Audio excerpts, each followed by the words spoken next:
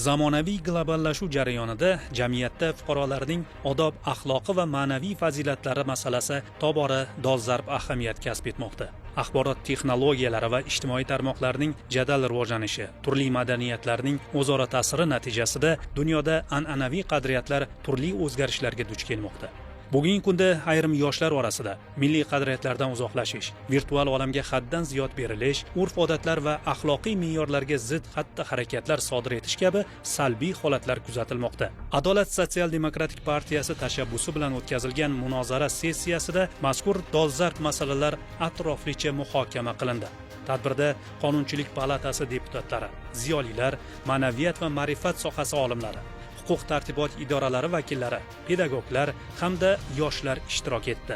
Munozarada jamiyatda yuksak ma'naviy, axloqiy fazilatlarni saqlab qolish, yoshlarni milliy qadriyatlar ruhida tarbiyalash, ularda sog'lom dunyoqarash va mustahkam hayotiy pozitsiyani shakllantirish masalalari ko'rib chiqildi. Xorijiy mamlakatlarda ayrim hamyurtlarimiz ishtirokida sodir etilayotgan nojo'ya xatti-harakatlar bahs-munozaralar markazida bo'ldi. Bizda odamlarimiz chet elga chiqqanda go'yoki erkinlik, mutlaqo erkinlikka tushib qolishadi. Mahallasidan chiqib ketishadi, uydan, odatiy atmosferadan chiqib ketishadi. Ular o'ylashi mumkinki, chet elda xohlagan ishini qilishi mumkin. O'zbekiston ichida biladi, qarindoshi bor, ota-onasi bor, mahalla bor. Bizning eng katta xatoyimiz, bizni chiqqanda Rossiyaga bo'ladi, boshqaga boradimi, bizda o'zimiz noto'g'ri tutishni boshlaymiz. Bu yerga chiqqandan keyin hamma institutlar, boshqalar tarbiya unutiladi. Bo'lgan voqeada, masalan, xafa bo'lishmasin, bolalarni o'zidan ko'ra ota-onasini ayblayman. Chunki bu ota-onani aybi. Bolani Dubayda o'zini shunaqa tutishi, boshqa bolani men ko'rdinglarmi, xuddi ibtidoiy hayvonlarga o'xshab, ibtidoiy odam deb pichoq bilan quvib yuribdi. Bu yaxshi emas.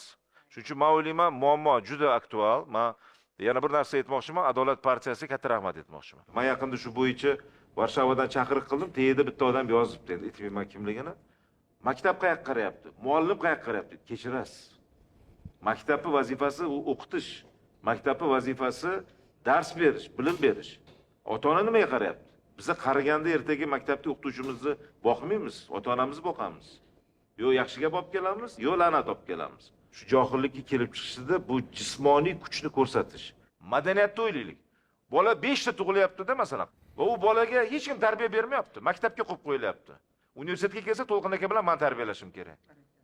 Ular aytadi, "Boy, men bola, lekin bolasini keldi, men aytaman, daftarini ko'rdim ota-ona." Yo'q, men talabalarim kiradi. Ota-onam bilan necha kunda bir gaplashasan? Bir haftada bir nima dars qilding? Qaysi fandan olding? Xabari bormi yo'q? Kechqurun pizza tarqatadi, kunduzi uxlab yotadi. Otaga xabari bormi? Yo'q, xabari yo'q. O'ylaydiki, rektor Qudratxo'ja meni bolamga qarash kerak deb. Bir ikkita keyslarni ko'rdik. Lekin Xudoga shukr, 38 millionlik O'zbekiston uchun bu donabay holat. Shuning uchun biz ham bu larzaga keltirdikki, bu biz umumiy madaniyatimizga to'g'ri kelmaydi. Oiladagi tarbiya, ota-onani farzandga munosabati, o'shani komil inson qilib tarbiyalashdagi mas'uliyati oxirgi paytlarda biroz susayganga o'xshaydi. Yoki o'sha bir moddiyatga berilib ketdik ba'zan. Ma'naviyat, ta'lim, tarbiya qolib ketib, bir hozir shu pulli ketidan quvish, moddiyat, o'sha qasrlarni qurish, gumbillatib to'y qilish, hali mammallik, o'zini ko'rsatish nihoyatda avjiga chiqib ketdi. Ming afsus. Albatta bu narsalar mayda-chuyda narsalar, lekin bizni o'sha nufuzimizga, davlatning nufuziga, ma'naviyatimizga, ma'rifatimizga qandaydir darajada bir zarba beradigan holatlar. Shuning uchun bunday bo'lmasligi uchun hammamiz birlashib, birgalikda harakat qilishimiz kerak deb o'ylayman. Bu bizni o'sha ma'naviyatimizni, axloqimizni, qadriyatimizni, bizni millatimizni shunday bir fazilatlari borki, hatto boshqa millatlarning tiliga hatto tarjima ham qilinmaydi. Masalan, kamtarlik, ibo, hayo, ota-onaga, yurtiga, vataniga, mahallasiga bir sadoqat bilan xizmat qilish, ularni ko'z qorachig'idek asrash degan bizni juda yaxshi qadriyatlarimiz bor. Lekin mana shu qadriyatlarni oxirgi paytda biroz susayganini mana shu bir kurtaklari deb bilaman. O'sha Dubayda bo'lgan voqea yoki o'sha Turkiyadagi voqealar va ijtimoiy tarmoqlardagi voqealar. Shuning uchun bu masalaga birinchi navbatda ota-ona mas'ul deb bilaman. Bitta voqea bilan butun bir millatga, butun bir avlodga, butun bir ajdodga baho berish mumkin emas. Tadbir ishtirokchilari o'zbek xalqining azaliy fazilatlari, bag'rikengligi, tanti va mehmondo'stligi haqida so'z yuritdilar. Ular bu muqaddas zaminda yetishib chiqqan buyuk allomalar, mutafakkirlar va ziyolilarning jahon sivilizatsiyasi rivojiga qo'shgan hissasini alohida ta'kidladilar. Bugungi kunda ham ajdodlar an'analarini munosib davom ettirayotgan iqtidorli yoshlarimizning ilm-fan sohasidagi yutuqlari xalqaro miqyosda e'tirof etilayotgani mamnuniyat bilan qayd etildi. Shu bilan birga, ayrim shaxslarning nomaqbul xulq-atvori tufayli butun xalqni ayblash mutlaqo noto'g'ri ekanligi, bunday holatlarni alohida ko'rib chiqish va xolisona baholash lozimligi ta'kidlab o'tildi. Butun dunyo o'zbek yoshlariga hayrat bilan boqayapti. Dunyo bugun birozgina hayron bo'lib boqayapti. Nimaga? Keyingi 2-3 yil ichida mana xabaringiz bor, birinchisi Hindistonda yoshlarimiz jamoaviy shaxmat musobaqasida jahon chempioni bo'ldi. Bitta odam bo'lishi oson, lekin jamoaviy juda qiyin. Prezidentimiz shaxsan telefon qilib har birini tabrikladi. O'tgan yili 16 ta oltin medal oldi Parijda. Yana yoshlarimiz. Birgina Diyora Keldiyarova butun yer sayyorasini hayratga solib bir necha hafta titratib turdi desak xato bo'lmaydi. Chunki ijtimoiy tarmoqlarda faqat shuni aylantiryapti. Mana endi yaqinda mana bu 17 yoshgacha bo'lgan yoshlarimiz mana Osiyo chempioni bo'ldi. Endi o'yinmisan o'yin bo'ldi. Va prezidentimiz ularni tabriklab yana bir suhbatda bir ajoyib gap aytdi. Bu bolalarning orqasida hech kim turgani yo'q, korrupsiya yo'q, tanish bilishchilik yo'q degan gapni aytdi. Endi mana shu undan tashqari yana bitta guruhda aytib ketay, Islomjon. Mana shu oltin medal olganlarni butun davlatimiz, jamiyatimiz olqishlab o'rgandan keyin olimlar biroz gina qila boshladi. To'g'ri gina qildi. Xo'p, ular sportda oltin medal olgan bo'lsa, bizdagi fan olimpiadasi, xalqaro fan olimpiadalarda shoda oltinlar olyapti deb. Mana keyingi 2-3 yil, 4-5 yil ichida O'zbekiston yoshlari dunyoni shunday hayratga soldi. Bularni hammasini orqasida faqat ota-ona turibdi. Bu gapingiz noto'g'ri, mavhum gap haliga. Biz hammamiz mas'ulmiz. Biz hammamiz ehtiyot bo'l. Yo bu kim u hammamiz? Kimsan sen? Men kimman? Qaydan bilasan? Eng to'g'ri gapni mana ustozlar aytayapti. Konkret ota oila sultoni degan gap bor. Konkret ota-ona birinchi keldi. Ota-onani izmidan chiqdimi, u mahalla ham, boshqasi ham bir pul bo'lib qoladi. O'zbekiston bugun jahonda o'zini imijiga, obro' e'tiboriga va butun dunyo, hattoki Yevrosoyuzda ham o'zini o'rnini topa olgan mamlakatga aylandi. Falsafada tushuncha bor, sabab va oqibat. Sababini qidirishimiz kerak, oqibatini, yechimini yechishimiz kerak. Oiladagi ta'lim, tarbiya, axloq mexanizmlari istaysizmi, istamaysizmi, butun jahonga ibrat andoza bo'lyapti. Juda achinarli hol. Bu voqea demak bizni birinchi navbatda men shunaqa deb tushunaman, o'tgan avlod ajdodlarimizni qabrini chirqiratdi. Chunki bizda bunday yovuzlik, bunday bir dahshat, bir vahshiylik bizni qonimizda bo'lmagan, bo'lmaydi. 16-yildan buyon bizda yo'llarda hech qanaqa radar ham bo'lmadi. Ko'p joyda GAI postlari yopildi, ko'chada GAI'ning xodimlari ham kamaydi.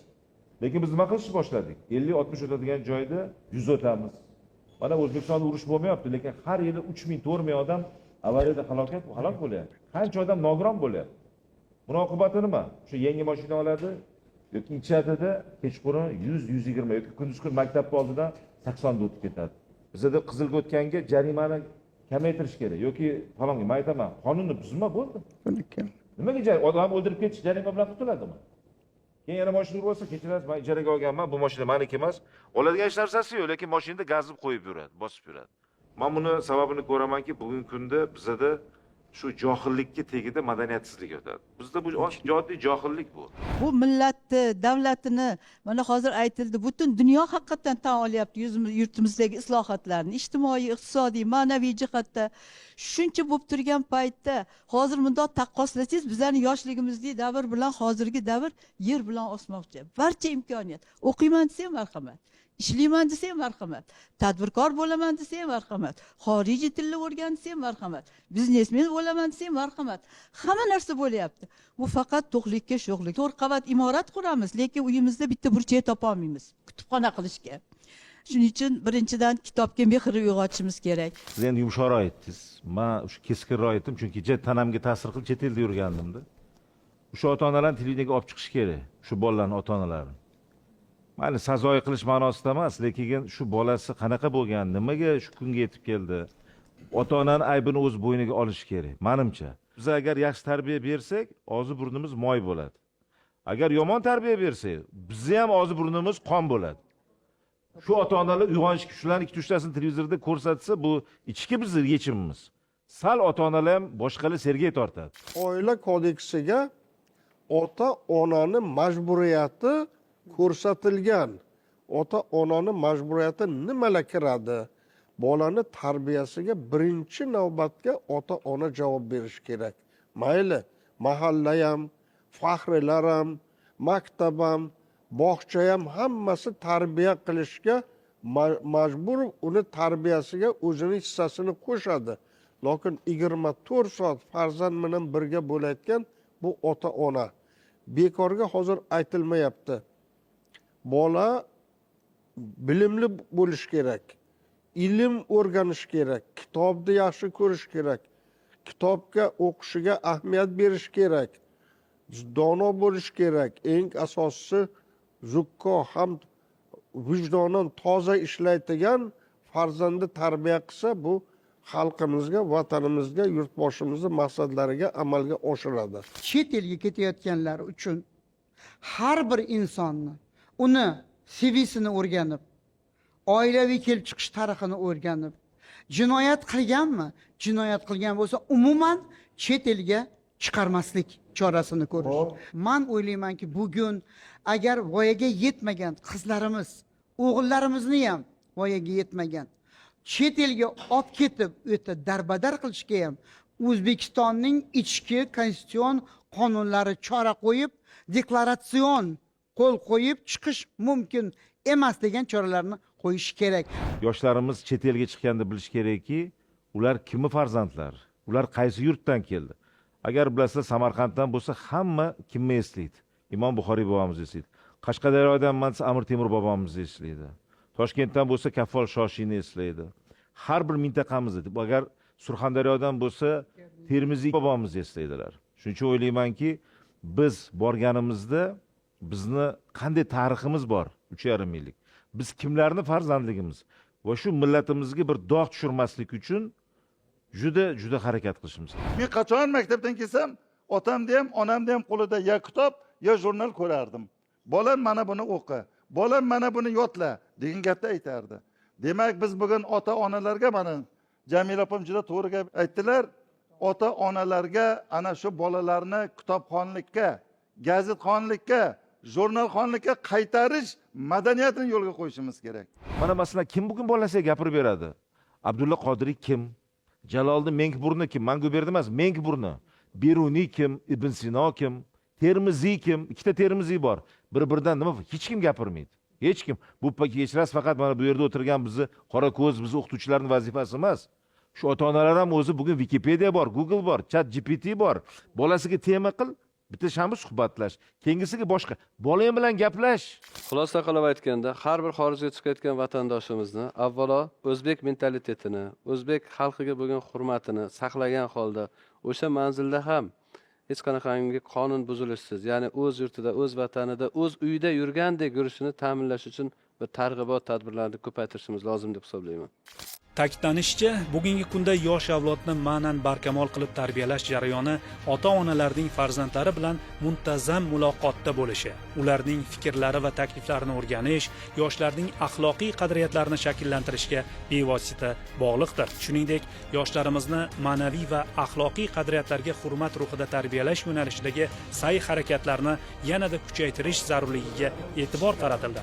Munozara yakunida farzand tarbiyasida oila, mahalla va ta'lim muassasalarining hamkorligini kuchaytirish, yoshlarga milliy va umuminsoniy qadriyatlarni chuqur singdirish bo'yicha aniq takliflar ilgari surildi. Ota-onalar va mahalla faollarining bu boradagi mas'uliyatini oshirish zarurligi alohida qayd etildi.